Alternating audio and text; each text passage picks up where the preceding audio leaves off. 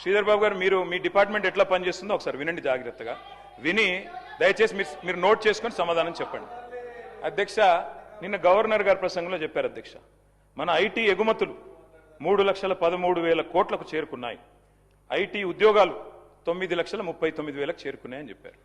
అంటే ఇది వాస్తవమైన శ్రీధర్ బాబు గారు? మీ కేబినెట్ అప్రూవ్ చేసిందే కదా ఇది గవర్నర్ ప్రసంగం? గవర్నర్ ప్రసంగంలోంచే కోట్ చేస్తున్నాను నేను. మీ కేబినెట్ అప్రూవ్ చేసింది, ఆ కేబినెట్లో కూడా మీరు ఉన్నారని అనుకుంటా ఉన్నా.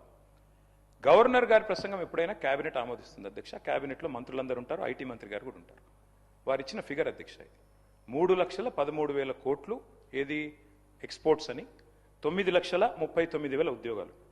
దీని అర్థం ఏంటంటే శ్రీధర్ బాబు గారు 2023-24 ఇది కూడా మీ రిపోర్టే, నాది కాదు, మీ పేపర్ స్టేట్మెంట్ కూడా ఉంది, కావాలంటే చదివి వినిపిస్తా. ఇది మీదే శ్రీధర్ బాబు, ఐటీ మినిస్టర్. 2023-24లో ఈ రాష్ట్రంలో ఐటీ ఉద్యోగాల సంఖ్య 9,46,000. మరి నిన్న మీరు చెప్పిన లెక్క ప్రకారం 9,39,000. అంటే మీ ప్రభుత్వం వచ్చిన తర్వాత 7,000 ఉద్యోగాలు తగ్గాయని నిన్న మీరు గవర్నర్ గారి ప్రసంగంలో చెప్పారు. ఇది వాస్తవమా కాదా? ఒకటి. రెండవది విచిత్రమైన విషయం అధ్యక్ష, మరి కుడి చేయి ఏం చేస్తుందో ఎడం చేయికి తెలియదన్నట్టు శ్రీధర్ బాబు గారు బయట స్టేట్మెంట్ ఇచ్చారు అధ్యక్ష. ఇక I'm quoting times of India. Sridhar అన్న, మీరేం చెప్పారు?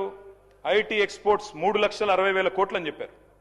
ఇక్కడ మీరు మీకు పంపిస్తాను అధ్యక్ష కావాలంటే. 3,60,000 crores. గవర్నర్ గారి ప్రసంగంలో 3,13,000 కోట్లు. ఏది వాస్తవం అధ్యక్ష? మంత్రి గారు బయట చెప్పేడుదా, గవర్నర్ గారు నోటమ్మడి ఇక్కడ చెప్పేడుదా?